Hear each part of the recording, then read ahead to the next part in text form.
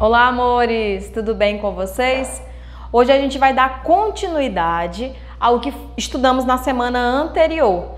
Por isso, pegue o seu livro Ângulo e vamos acompanhar comigo a resolução desse capítulo, O Incrível Mundo de Alice, a questão da verossimilhança, que está localizado no módulo 16 do livro de literatura, ou seja, do livro Ângulo, na disciplina de literatura.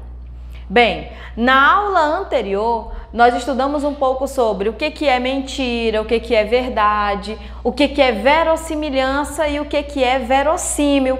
Só para você lembrar um pouquinho mais, vamos lá aos conceitos? Então, a afirmação contrária à verdade com a intenção de enganar, de induzir ao erro, eu chamo isso de mentira. Da mesma forma que verdade vai estar relacionado à conformidade com o real, exatidão, autenticidade.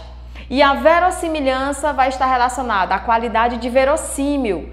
E verossímil estará relacionado a semelhante à verdade, que parece verdadeiro. Em obras de ficção pode haver verossimilhança, mesmo quando os fatos são fantásticos.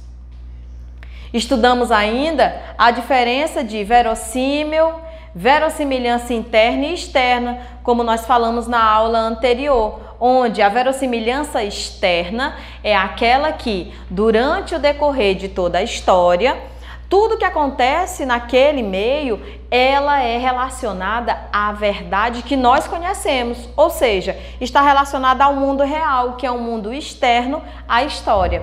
Já a verossimilhança interna são fatos que são apenas aceitáveis dentro daquela história, um filme, um livro, independentemente do que seja. Aqui eu trouxe para vocês a resolução da atividade desse capítulo. Nós já indicamos que vocês os fizessem. Se você não conseguiu concluir, acompanhe com a gente a realização desse exercício, ok? Primeira atividade, na primeira questão, vai dizer o seguinte, que o livro de Lewis Carroll é considerado uma das obras mais importantes da literatura fantástica. Você lembra qual é esse livro?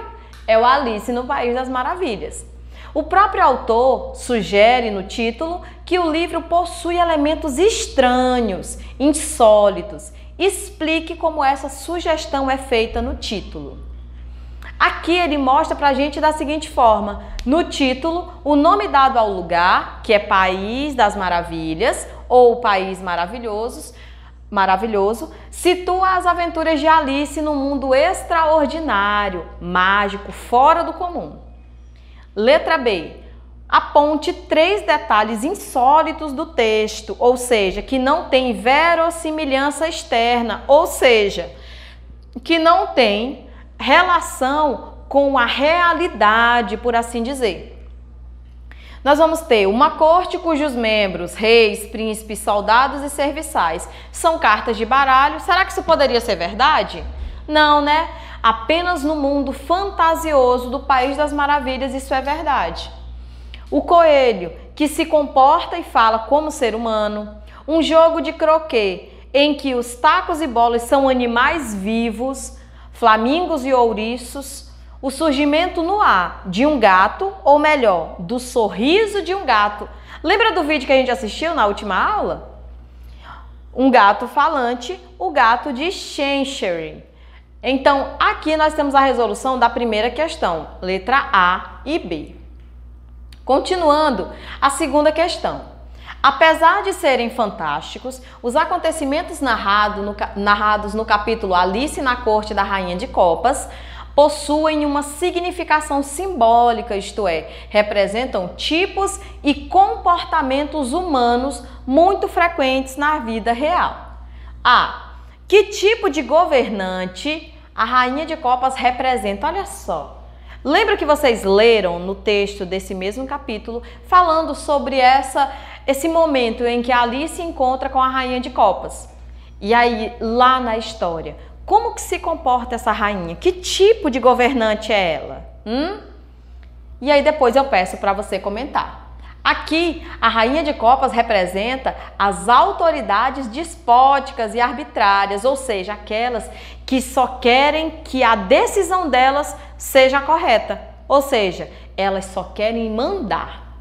cujas decisões são motivadas apenas pelo interesse pessoal, pelo capricho e pelo humor. Seu poder absoluto não é controlado por leis e sua autoridade se sustenta pelo terror, ou seja, ela não tem o afeto dos seus súditos, ela não tem o amor dos seus súditos e nem o respeito, ela apenas tem o temor deles para poder se beneficiar.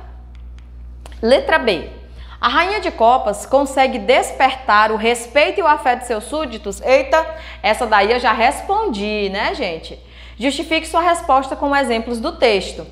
E aqui eu tenho: os alunos devem compreender a diferença entre temor e respeito, que eu já falei para vocês, para chegar à conclusão de que a rainha não é respeitada. Acabei de falar, lembram? Todas as atitudes dos súditos, mesmo as profundas reverências que fazem diante delas, são motivadas exclusivamente pelo medo.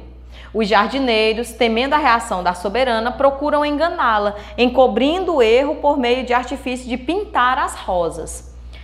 Mesmo o rei tem uma reação tímida quando procura defender Alice.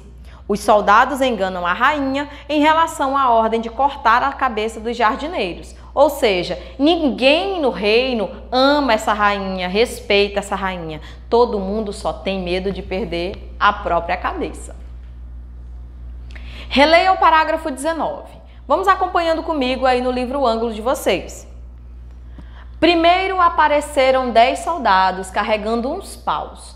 Tinham a mesma forma dos 3 jardineiros. Eram retangulares e achatados, com pés e mãos nos cantinhos. Depois vieram 10 cortesãos, enfeitados com pequenos losangos de ouro e andando aos pares como soldados.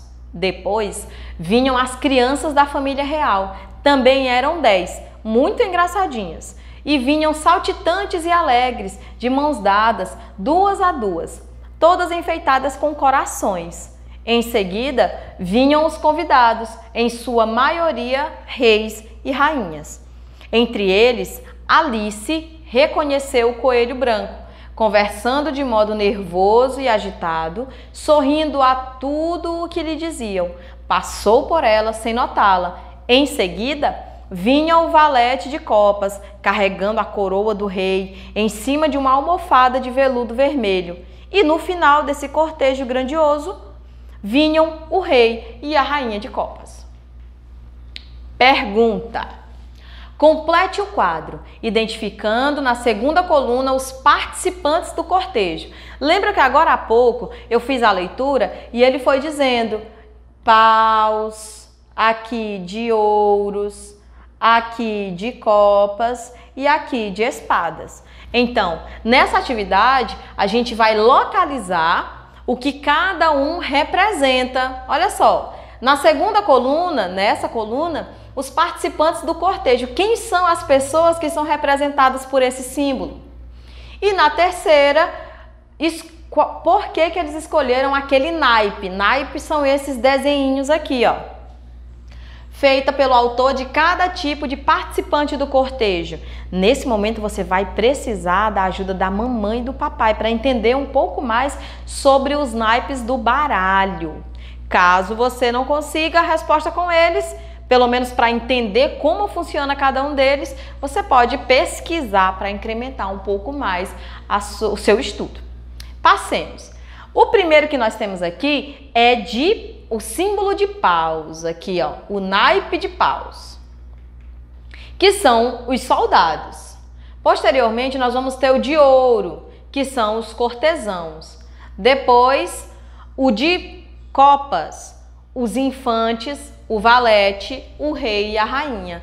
E por último, o de espadas. Não aparece ninguém de espadas na narração. Vamos lá. Agora ele pede para a gente justificar a escolha do naipe. Por que que os soldados são aqui representados pelo naipe de paus?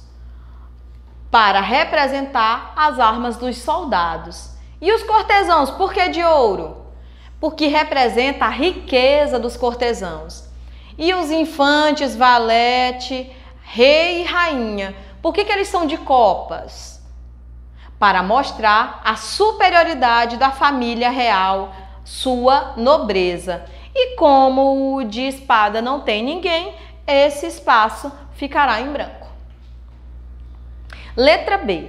Que tipo de membro da corte poderia ser representado pelo naipe de espadas? Quem que vocês acham que poderia ser? Pensa bem. Quem utilizaria uma espada dentro de um reino? Exatamente, os guerreiros da rainha. Os guerreiros da rainha, eles poderiam sim usar espadas.